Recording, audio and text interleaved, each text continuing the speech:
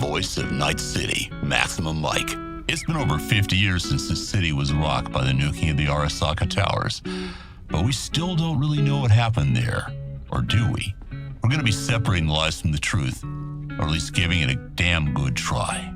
If you listen to the street, as you should, they said old Johnny Silverhand finally took his final revenge on Arasaka. He got together with some of his edge-runner compatriots and gave Saburo a middle finger so bright he could be seen all the way back to Japan.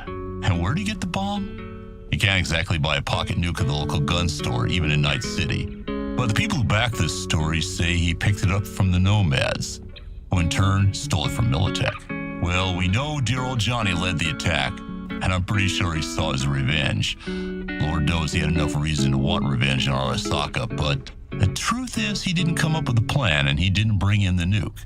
The rest? Well, Johnny, if you're out there, why don't you tell us? So what's the truth? All these stories we've discussed, these theories, they hold some truth.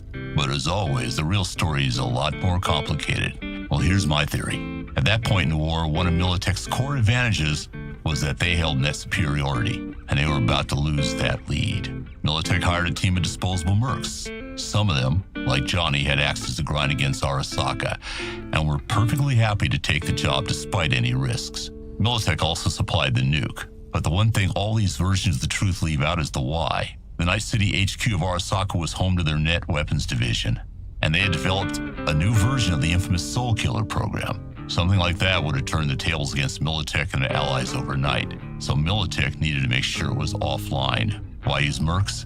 Well, the fact is, even today, 50 years later, hardly anyone can agree on what happened that night.